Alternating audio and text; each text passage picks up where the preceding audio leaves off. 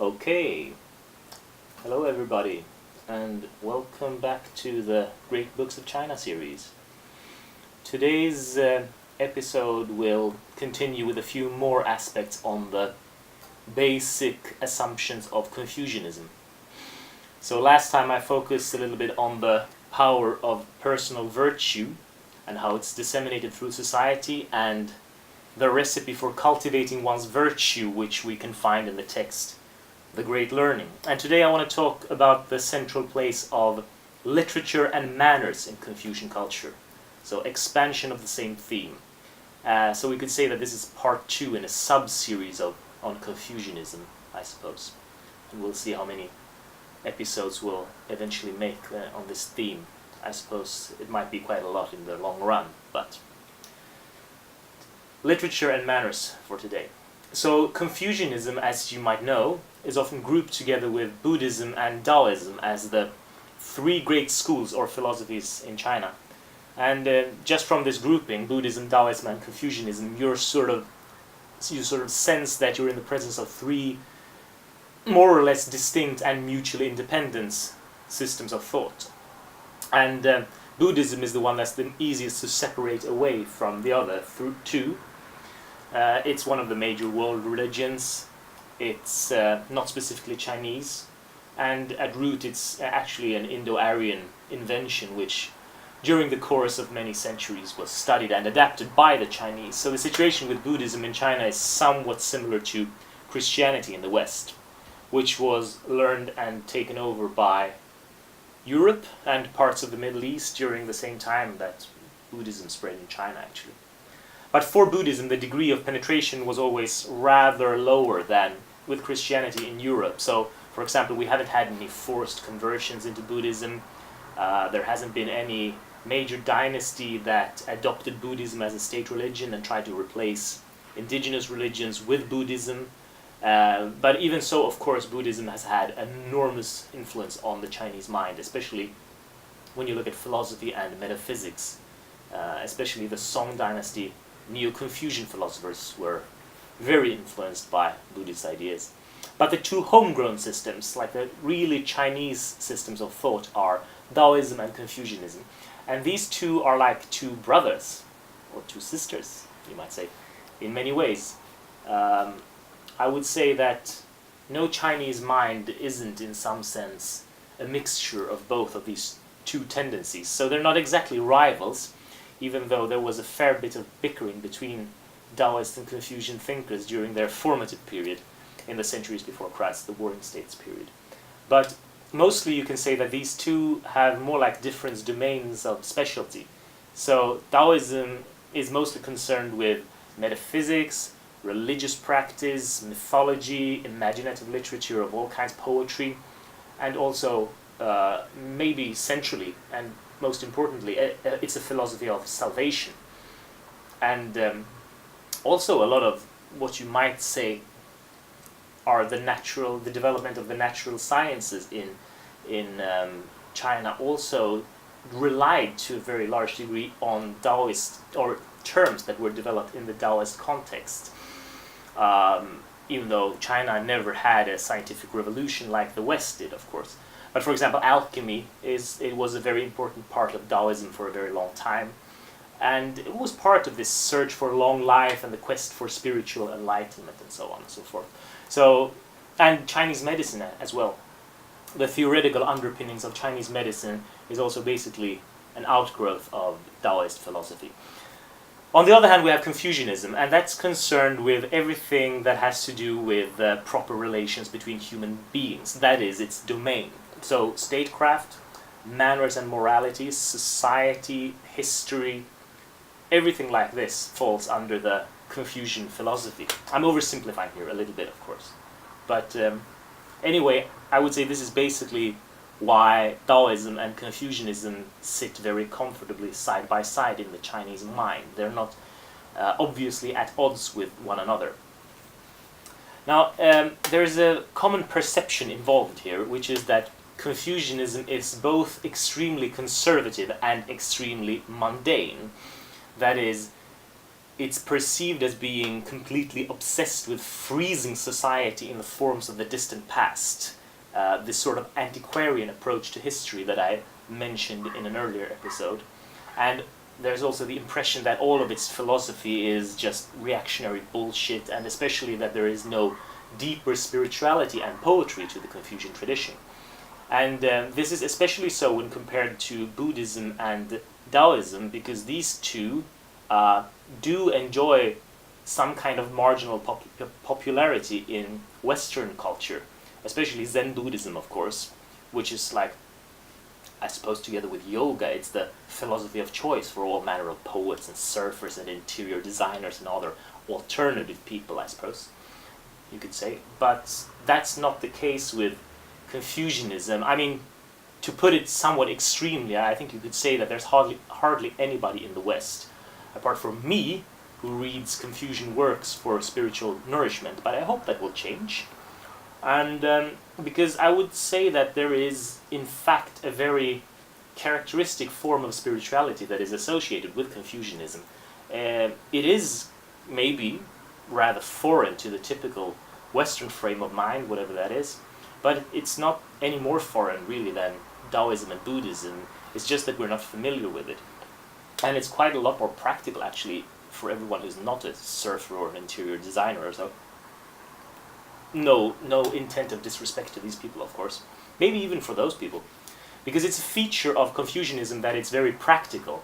It's as much a procedure as it is a philosophy. And you could also say that it's a very embodied philosophy, that it's above all concerned with the here and now, rather than transcendental goals.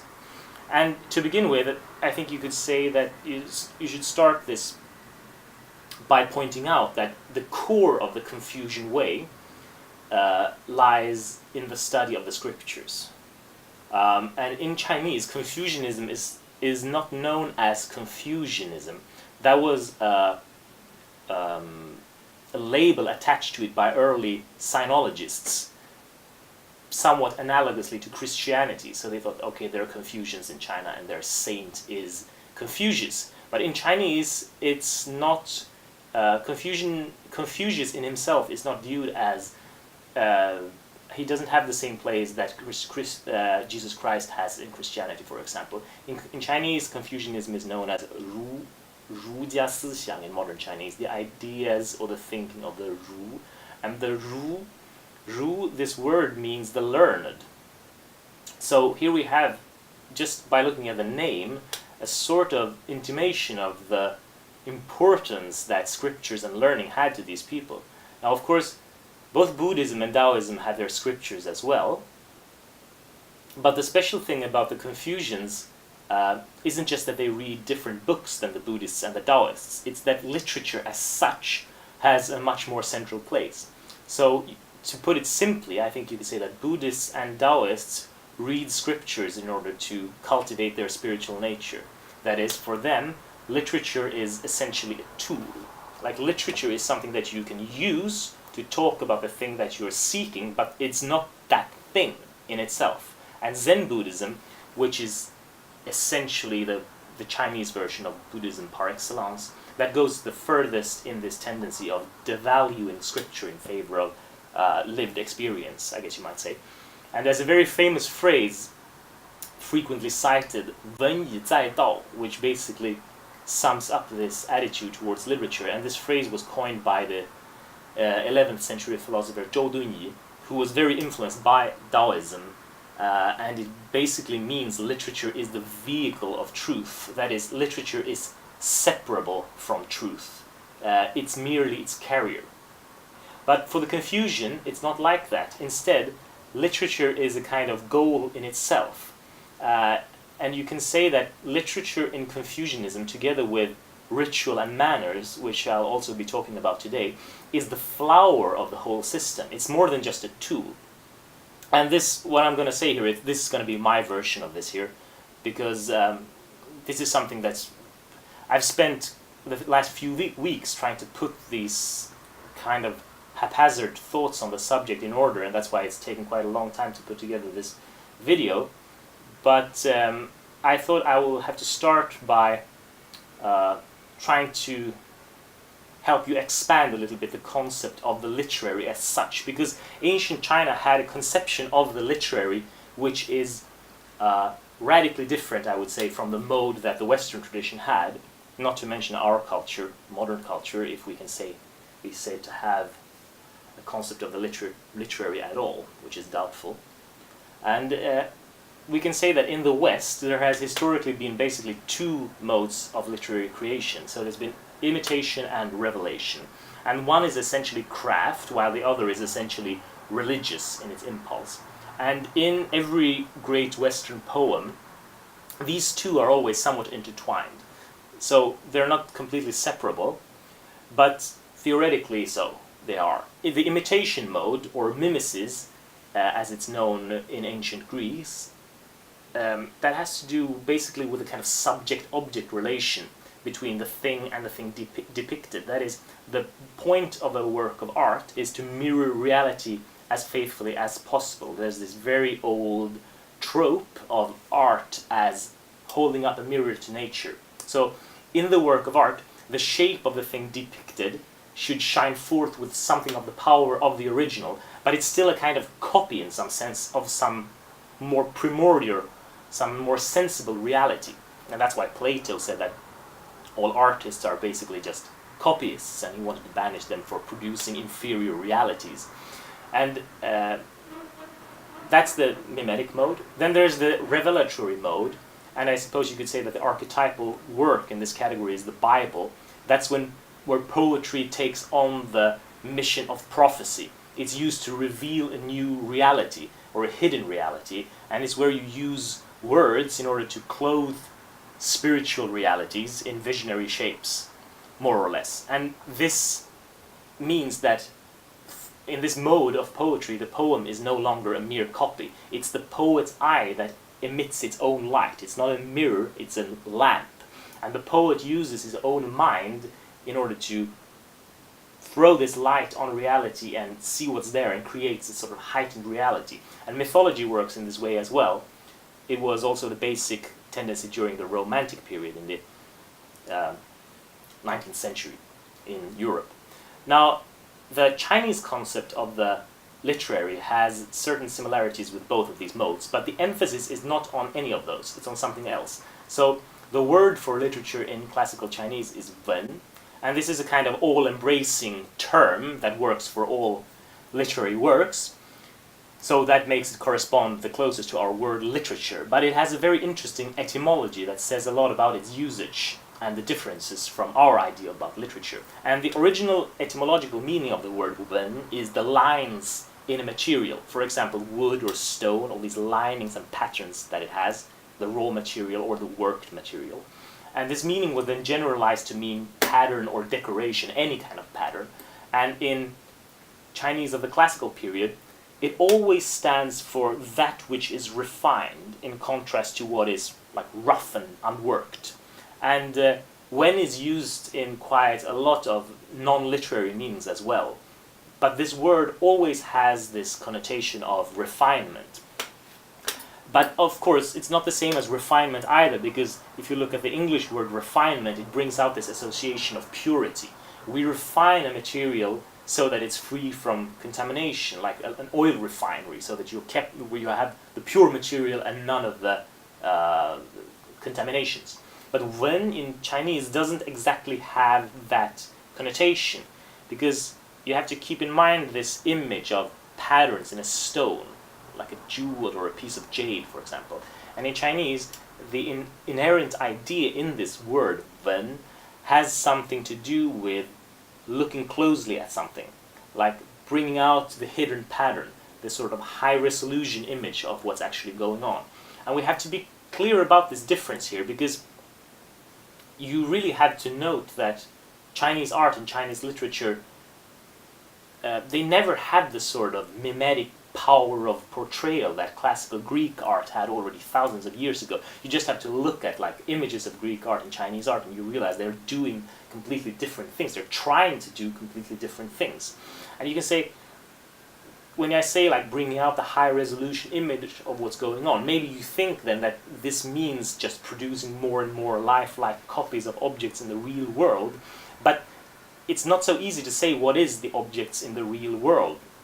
I mean, the Chinese art and literature tries to be faithful to a reality, but it's not the mere reality of physical form that obsessed the Greeks so much. And what I'm going to argue here is that what's actually at issue is that literature for the Chinese is viewed as the way to produce better human beings.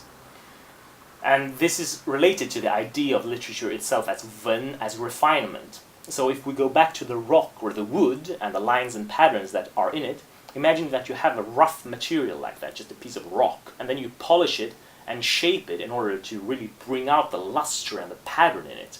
So it becomes like a diamond.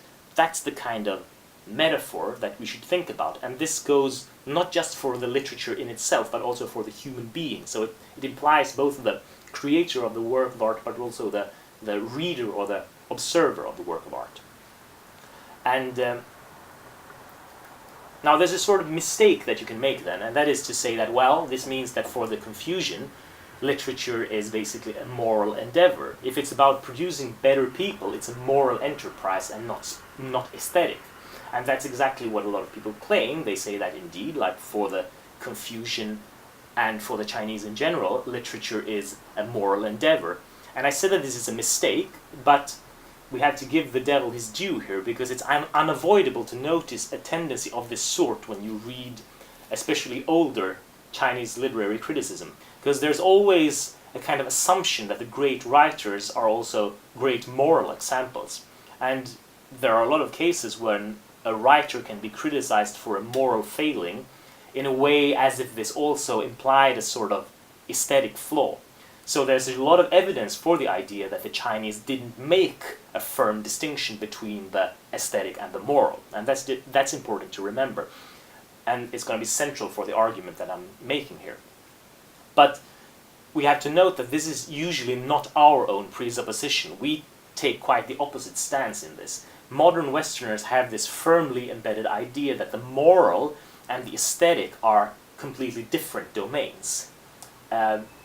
We don't go around and question Rimbaud for writing a sonnet on the asshole, for example. We think that's just as much poetry as anything else. We define poetry as essentially an amoral enterprise. It's not necessarily supposed to teach you anything or be like good in a moral sense.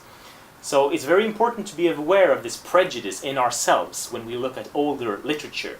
Because if we apply our modern view on literature, where morals are morals and aesthetics is aesthetics, and then we look at the Confucian tradition, where these never have been separate, we tend to make this kind of false characterization that to the Confucians, the moral sense is subordinate, or the aesthetic sense is subordinate to the moral sense.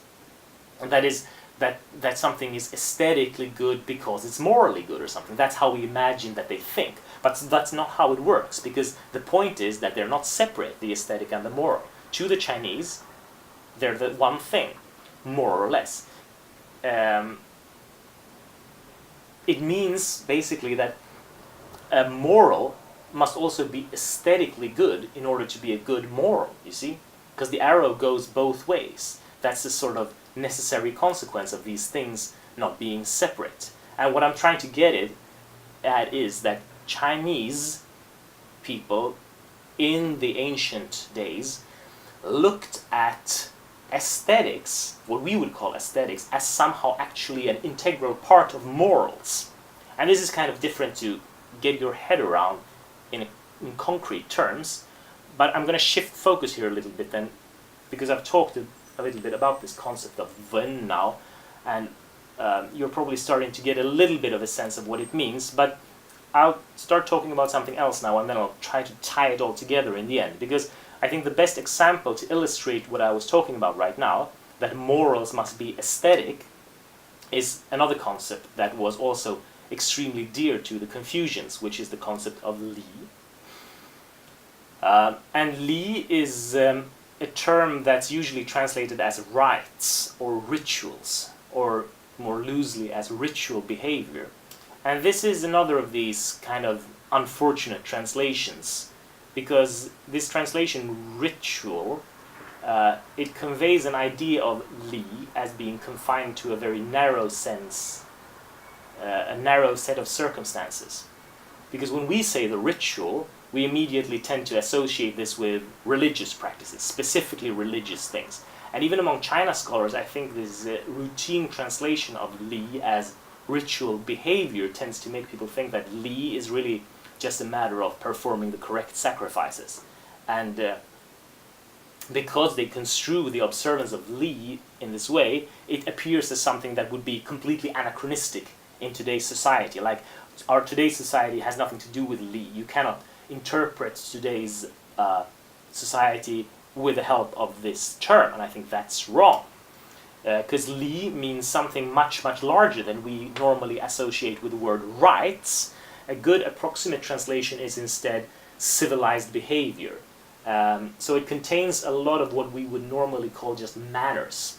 But the word manners isn't either a good translation either, because manners, there's something trivial about the word manners. It's sort of as if it specifically excludes exactly these religious forms and behaviors which we associate with rituals. So if we could put together rituals and manners into a sort of all-embracing concept for civilized behavior, that's more or less the kind of concept that you should have in mind when you hear this word li. And there are several books in the classical Confucian scriptural canon which deal separately with ritual forms of the Zhou dynasty. They are about nothing else. And these books, they deal with all kinds of things, like everything you can imagine almost. Almost every kind of little detail of social behavior that you can think of is codified in these books. So, for example, there's rituals, real rituals. We had, to begin with, we had secular rituals, like bridal rituals, rituals of state banquets, rituals of imperial audience, protocol for visits between leaders, and so on and so forth. And then there are what we would call more strictly religious rituals, like all kinds of sacrifices to various divinities, sacrifices to heaven, sacrifices to earth, sacrifices to the ancestors, everything very detailed, down to the last little utensil, last little spoon and basket to be used. And then there's stuff that we wouldn't exactly call ritual, like state administration, titles of officials. This is also li, structures of various departments, and then all kinds of little things, tiny little details of mourning rituals, which comb to be used, which cloth the emperor uses or the cloth the gentleman uses in different circumstances, exemplary table manners, anything. All of this is li. And the important thing, the central point here, is that all of this was taken very seriously.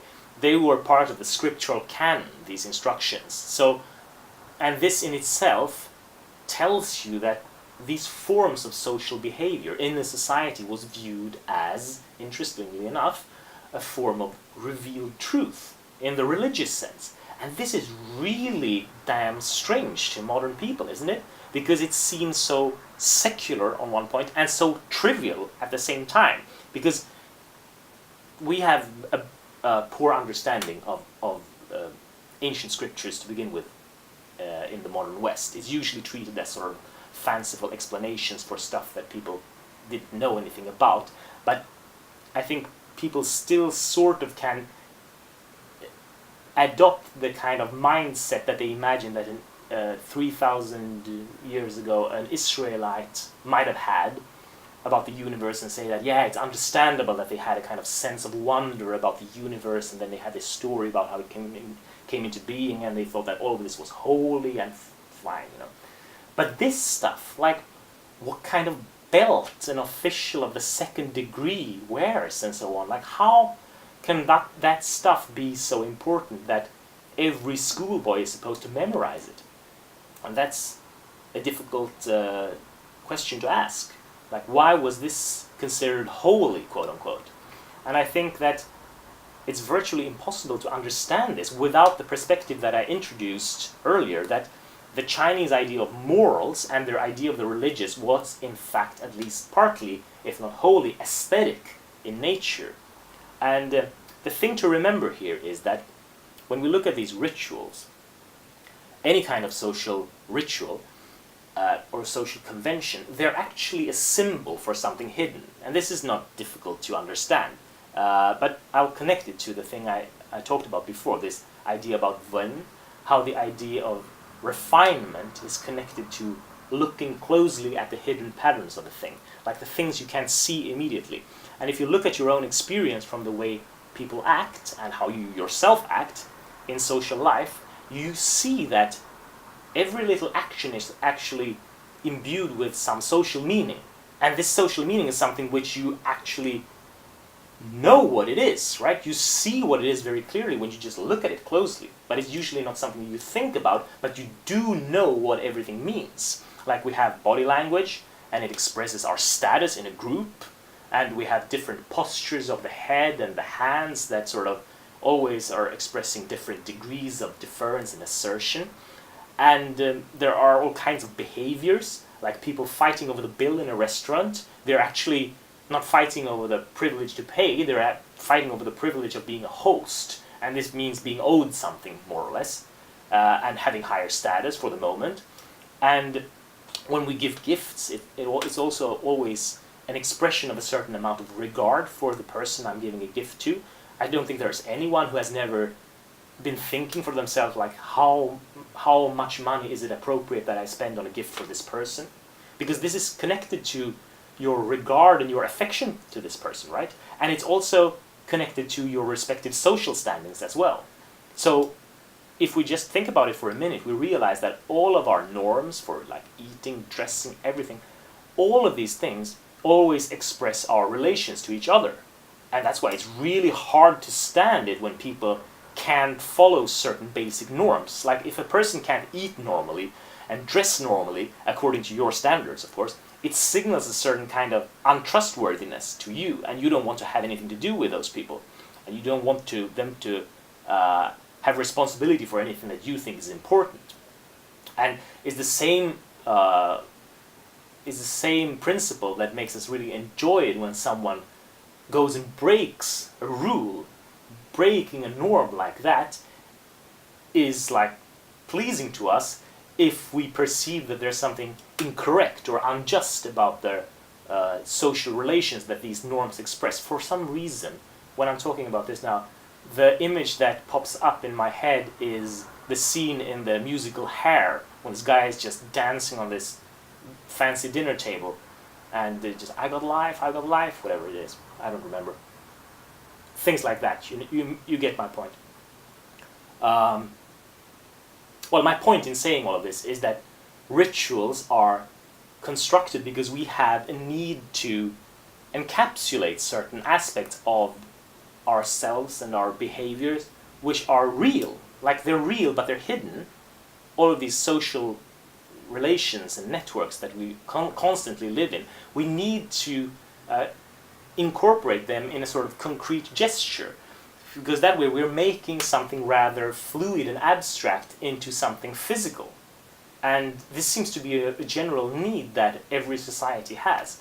And here comes the parallel to this idea of Wen literature. Because this making fluid and abstract things and hidden things into something physical, that has a lot of similarities with the way language works. Because that's also essentially about giving forms to mental realities. So what I'm suggesting is that we can actually look at little details of social rituals and manners as words in a text that is about ourselves. And of course, this isn't really, this is not super difficult to figure out. And I don't pretend to be the first one to notice this. This kind of idea that everything is a text that we can read is a very prevalent metaphor in the humanities today. But it's very interesting in the context of the Chinese view on literature that we're talking about now. This parallelism between social life and all of its conventions and forms on one hand, and then you have literature in general on the other hand, and the fact that both of these things are so extremely worshipped by the Confucians. So this is more or less what I mean when I said that the aesthetic and the moral aren't separate. Because they're treated the same way. It's like they exhibit the same pattern, just in different material substrates, more or less. And you can express this a little bit more forcefully without, I think, in any way distorting it by saying that for the Chinese, the point of manners and ritual and all these kind of social conventions, that is li, the point of all this is the transformation of all of social life into a perfect poem or a perfect symphony. Think about that. I mean, think about like social life where every person, every gesture, every word really has its place and is in the right place at the right time, like music. And I started off this episode by contrasting Confucianism with Buddhism and Taoism, and I think it can be useful to return to this comparison now, because Confucianism, we can see now, isn't so much about trying to save the individual soul, like Buddhism is, for example. I mean, there's a sense in which Confucianism does something like that as well, but in essence, it's the way that proposes to ennoble the human being in society by means of literature and manners. That is Wen and Li. These are like the two pillars. And this is so important, I'll repeat it. Confucianism proposes to ennoble the human being in society by means of literature and manners. That's what it does. And you know, like Confucianism is called secular. It's called a secular philosophy because of this. Because Confucians of all ages, they don't worship anything else exclusively. But they do actually worship this. They really do. It's not atheistic in our modern sense. It's at the center of the system. They didn't worship like heaven or earth or any god, that's true, exclusively that is. And they didn't put any absolute faith in any metaphysical system, at least not until the late medieval Song dynasty, Neo-Confucianism. It didn't even worship the emperor. Contrary to rumors, the emperor wasn't like the highest organizing principle in Confucianism. It was simply the most important and the highest ranking figure in the traditional inherited political organization. But, for example, in the Confucian framework, the fact of dynastic changes, that was always seen as somehow natural. But what they had constant through the millennia was this faith in literature and manners as at the same time stabilizing and transforming agents for human society. And I don't think that you can say that such a way really lacks spiritual import. And I thought that I should exemplify this with the text for this episode, which I've also chosen from Han Yu's works. So you are going to get some more of Mr. Han. This text is written to a Buddhist practitioner who Han Yu spent some time with when he was exiled in the south. And the part of this text that's actually relevant to this discussion is mostly the last part, but I've translated all of it here because I usually think that it's more enlightening to study entire compositions, and this is quite short anyway. By the way, this piece is part of Han Yu's constant war with Buddhism, and there's actually quite a few pieces like this in his collected works, like little essays and poems that are addressed to Buddhists like that, and he didn't agree with them, but it seems like he saw it as his duty to try to enlighten them about the true way, if they were otherwise honorable people, and this is what we see in this text. And he mentions the philosophical school of Moism in the beginning. Maybe I should point that out. Moism was a school of thinkers in the pre-imperial period, but here it's just a classical allusion because there were no Moists around in the Tang dynasty. He just means a person with wrong convictions. Okay, this is the text. If a man is Confucian merely in name, but Moist in action, reciting what is true but following what is false, is it right to keep such an acquaintance? And if men are Moist in name, but Confucian in action, and subscribe to false doctrines but act honorably, are we to mingle with such? Yang Xiong advised of such persons to chase them from one's doorstep, but to accept their company among barbarians. This I've found to be sound advice. Buddhist master Wenchang is a lover of literature who travels widely in the world. Wherever he goes, he will seek out men from the ranks of officialdom and request poetic remembrances of their minds. In the spring of 803, he set out to journey in the southeast, where he made such a request of Mr. Liu Zongyue. Opening his luggage, he showed me over 100 such remembrances in prose and verse that had been made to him. Needless to say, their very number speaks volumes for the good and faithful character of the man. Yet I was dismayed at seeing no one enlightening him on the way of ancient sages, for all of these precious gifts were filled with a talk of Buddhist doctrine. Now Wenchang is himself a Buddhist. If he wished to hear Buddhist talk, I'm sure he would seek out his master with his inquiries, and not put them to men of our persuasion. And it is surely because his heart regards with admiration the beauty of our filial principles and the magnificence of our learning and conduct that he enjoys our discourse so much as to seek us out, though he is unable to enter among us from too close adherence to his sect. Thus it is more than right that men like us should tell him of the way of ancient kings, the movements of heavenly bodies, why sky and earth are manifest and spirits and gods hidden, what causes human affairs to prosper and rivers to flow, rather than debase the inquiry with more Buddhist doctrine.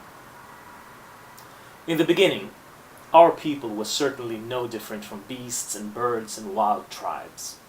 With the rise of the sages, they learned to dwell in houses and eat grains, to apply principles of affiliation and seniority, to care for the living and to bury the dead. Thus there is no broader way than that of love and justice, and no doctrine truer than manners, music, law, and statecraft. When these are practiced in the world, each thing finds its just abode, just as they bring harmony and peace to body and mind when applied to one's person. These are what Yao passed on to Shun, Shun to Yu, Yu to Tang, Tang to Wen and Wu, Wen and Wu to Duke Zhou and Confucius, and which recorded in books have been kept from generation to generation among the people of the Central Lands. Now what then is Buddhism? Who made it and who passed it on? See the bird, pecking with its head to the ground, ever keenly looking up on its watch, or the beast, hiding in coverts and seldom seen for fear of something that might cause them harm. Inescapably for them, the flesh of the weak is the food of the strong, all while I and Wenchang sit at our ease and take our meals in peace, as comfortable in life as in death. How can we not recognize the root of our difference? No one can be faulted for what they do not know, though it is confusion to know without acting, and weakness to love something old so much as not to approach what seems new. Not to enlighten a person with what no one knows when asked would be inhumane, just as much as it would be dishonest not to be truthful in one's answer. So I say with respect for the men of Mr. Liu's company and appreciation for a Buddhist with a love of literature. Now, to begin with, I think that this text makes very clear why Confucianism is not known as Confucianism in Chinese, but simply as the way of the learned. You see here in this text that Confucius is merely the last representative of the unadulterated way, and that this way was instead handed down from time immemorial. And in this text, it's almost as if this way is a part of nature itself, isn't it? It's like he talks about how it is the way that allows you to know the movements of the heavens and the hideouts of spirits and gods. But most importantly, I think, and this is the point here at least, he describes the Confucian way as being the precondition for humans raising themselves above the animals. And of course, Han Yu wasn't familiar with the fact that we are actually evolved from apes, but I think that this text is even more astounding when you consider it from a Darwinian perspective, because if we look at ourselves in an honest way, we are in many ways refined apes, in terms of both our bodies and our minds. Like a refined ape, that's a perfectly reasonable and good way of looking at a human being. We're not just apes. That's a stupid thing that people say all the time. You know, look at our hairless apes, like we're just hairless apes. That's stupid bullshit. It's not like that. We're not an ape. We are a refined ape. We are on our way to become something else, like angels, gods, who knows. We are like a missing link in evolution, if you like. And this text, it literally says, once we were animals, then came the true way of the sages, and now we're here, cultured and civilized creatures. And I think Han Yu really put his finger on something that's central to the Confucian tradition here. And we don't even have to take this as just a metaphor when we know that culture actually has helped us to evolve. You know, we learned to control fire and it changed our bodies. You know, knowledge and technology, that's literally how it happened. That's how we became modern humans. Culture. And you know, there are many examples of this, like the light skin of northern peoples that evolved after they migrated to northern climates, which they wouldn't have been able to do if they didn't have sufficient technology to do that. That's just another example. There are like thousands of such examples, you know, how culture shapes us as a species. And there's no reason to think that that process has stopped, because culture is always a part of our environment, and therefore it's part of the selection mechanism and evolution. So the point here is that even from a modern standpoint, this text is very reasonable when it says that a certain attitude towards ourselves was necessary to rise above the condition of the animal. But Han Yu, of course, he isn't talking about something that just happened a long time ago, whether it was thousands or millions of years ago. He's using this as an example to talk about the way of constant ennoblement of the human being and of society. And my reason for bringing in the little of biology that I know right now is because I think this is actually even more attractive today when we know so much about evolution. We know that we will evolve and change. Like nothing will literally stay the same. And maybe then holding on to this central idea of the Confucians of literature and manners, maybe it's not such a bad idea, considering that we actually have to take responsibility for the quality of the species. Because it's not like we actually abandoned the ideals of literature and manners because we found something better, right? We've just been distracted from them. And this is, of course, part of the whole idea behind this series that I'm doing here, that there's a need to revive the positive elements of our heritage and make them live on. Because honestly, I can't see any other way out of this mess that we're in right now as a species. We need to be refined. I mean, every one of us, man or woman, whatever people or race or country we belong to, and you really need to think about what a refined or noble person would mean to you. That's a question that you have to wrestle with, and what you're able to do in order to become a little bit more perfect. Because if everyone thinks like that, maybe we will make society a little bit more refined. Maybe we had a slightly better chance of, you know, not causing complete ecological disaster, and maybe we have a chance of increasing the chance for more refined descendants to propagate themselves. And then who knows what human beings will look like 10,000 years from now? You know, that's the question. Who knows? But I think we know something about the ideal of the noble person just from examining these two concepts that I've introduced today, Wen and Li.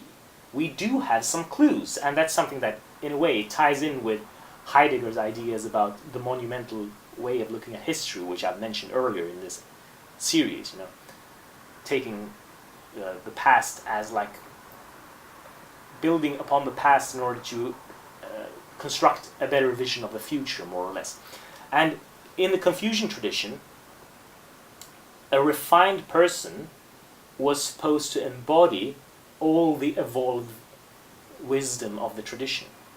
So that means that an evolved, refined person knows how to sort of effortlessly conduct himself in the organic web of manners and ritual that constitutes the culture. And then the very flower of his spiritual development is his literary ability. And that's the ability to express yourself aptly, forcefully, and gracefully at any given moment. And such a person is a work of art in himself. And that's part of the reason why the greatest poets were also assumed to be paragons of moral virtue. And yes, there's one more thing which has to do with this, which sort of addresses the presumably secular nature of Confucianism. That's because Confucianism implies all of these things that I've talked about today. I think it's actually better described as a kind of meta-religion rather than, strictly speaking, secular. It's sort of a method that transcends all particular theories. And one of the most important things we can take away from this is that the truth is not found in a certain theory, not in any statement or any set of statements about reality. Rather, we walk the right path by developing our aesthetic sense for what is noble and beautiful. And from our position in the 21st century, it's very natural to think about this in an evolutionary way. The way human culture learns what is noble is through an evolutionary process. And it's through this process that our understanding is refined so as to discover the right path forward. It's kind of similar to the common law system in the British and American juridical tradition. There's no pre-established standard. The law is discovered. It's natural law. The way of a just society is discovered through action. You find out what is right by being faced with different problems that you solve. So the law isn't laid down in a book at the beginning of time by a creator. And this is the kind of perspective that we have to take in order to understand this kind of thing that the Confucians also were sort of sensing, if not formulating. And when we apply this kind of idea to think about literature, we start realizing why literature can be thousands of years old and still relevant. Because literature is much more than just theoretical precepts. Instead, it's that we're exploring it by trying to refine our sense for its form and its style. So this is a cultivation of what is both boundless and specific. Exploring literature is an analogy of exploring the cosmos itself, which always sets very tight constraints or laws. That's what it's like being a human being in the world, but it's also boundless. And because it's boundless, the way of the cosmos is not definable once and for all. It can't be contained in theories, but because it's specific, there's a certain melody which the cosmos sings. And we can use our sense of the aesthetic, the beautiful, to listen for that melody and learn to sing it and adapt our society in accordance with that. Or rather, we can return society to that pattern and make society sing that melody.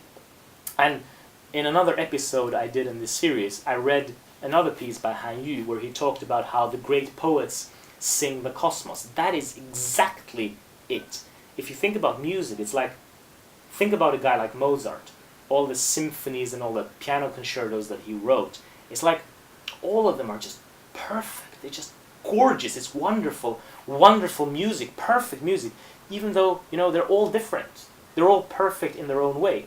And that's the way I think with the melody of society as well. Or rather, you can say it's the same melody, because you can listen to music like Mozart and Bach and you hear not a piano and an orchestra, but a well-ordered society. You hear a whole human existence in harmony with the universe. And I think that we should think about a perfect society in these aesthetic rather than theoretical terms. The goal isn't to arrive at some unchangeable verbal formulation of the eternal laws, because they're above language, and language changes all the time as well. The ambition is instead to make us all into Bachs and Mozarts of being, perfect musicians and stylists of the cosmos, like to raise ourselves to the capability of appreciating this symphony of being and then making ourselves competent participants in this grand performance.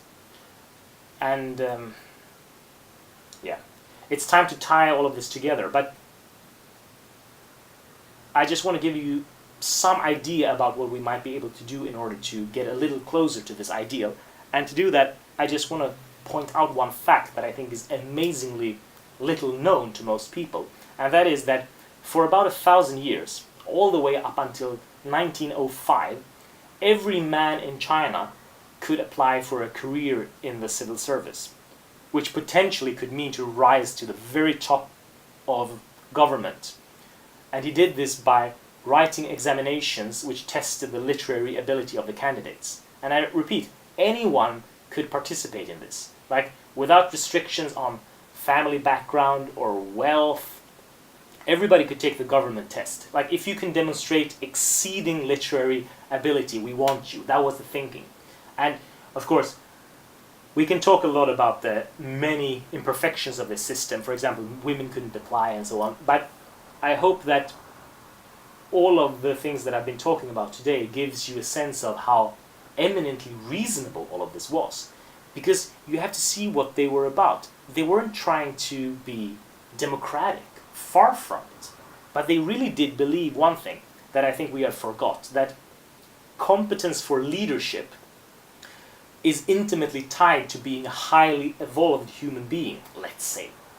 I don't know how to put it any other way, with all these qualities that I've talked about today. And when you read the great poets and later commentary on their works, you realize that in the minds of the Chinese, there was no heavier charge to be leveled against the dynastic rulers and emperors than their failure to recognize and employ worthy persons like Han Yu or Du Fu or all the other poets. It's like a sign of the moral failure in the government when the most refined and aesthetically capable people aren't put in positions of power, when they're not able to achieve that by their own forces, let's say. And our problem today is that we don't believe in this ideal anymore, not a little bit. And that's why we have leaders who are sometimes barely literate. Do you remember George W. Bush bragging about how he never read a book after college? I mean, that's a big problem. And the problem is that we've forgotten what culture is. We always talk about cultures and how anybody has their own culture and my culture is not your culture, so on and so forth. And I think we have to regain this older sense of the term, which isn't just Chinese, but which was the normal term in the West before also, that either you had culture or you didn't. You were a cultured human being or you weren't. And having culture was better than not having culture. I mean, you can tell that the term has lost all of its significance when a term like rape culture can even exist. I mean, for God's sake, there isn't any rape culture. There can't be a rape culture. There can only be absolute lack of culture that makes people rape. It's an absolute abuse of language to go on like that, talk about culture in that way. And, well, that's just a symptom of how bad things are right now on this point. But let's return and look at this as a practical question. Can you imagine a sense of culture and literary ability that has nothing to do with intellectual orthodoxy? It's simply a quality, is a sign of the quality of your character. We have to take this seriously today. We really have to keep this in mind when we're faced with the inevitable question of the doubters. That is, what in the whole world is literature good for? Why do we study certain literature rather than other? What is our answer to those questions? And my answer is that deep and serious study of the best that has ever been written is the best way to develop a person's mental faculties that you can possibly imagine. And that's why it's always been cultivated by advanced civilizations. And when we realize this, we also realize that we actually have the upper hand on the doubters in another tremendously important question, namely, what should we learn? Because our education systems are crumbling, I think, to a large part because we're not convinced that they're necessary. It's like no particular knowledge seems necessary or inescapable because the world has become such a rapidly changing landscape. And it's a serious question, what is education to consist of in a time where things change so quickly as they do today? I mean, any set of skills and facts is bound to be obsolete in a few decades, it seems. But fortunately, there's a simple answer for this. What we really need to do is to learn to use our own minds. We need to learn the most generalizable of skills, because then we can adapt. And the more you do develop your mental faculties, the more you realize that their expansion is an infinite process. And I guess you don't have to be a genius to figure out what my position on this is with regard to modern education. I think that serious study of ancient literature is actually really practical, and it should be at the center of any education that dares call itself humanistic, because at heart what it aims at is training you in the basic skill set of what you need to make your way through the world, speaking and writing what is needed, when it is needed, and appropriate manners. And then you can add any different technical knowledge you want on top of that. But this is the way forward. This is the way forward for anybody. It will open the door forward for anybody. And then you can rule the world, maybe. Who knows? And that is the connection to the other stuff that I talked about in the last video, of how you move your sphere of influence from yourself to your family, to the rest of the world, and so on. Okay, that's it for today. Thank you for listening. See you next time.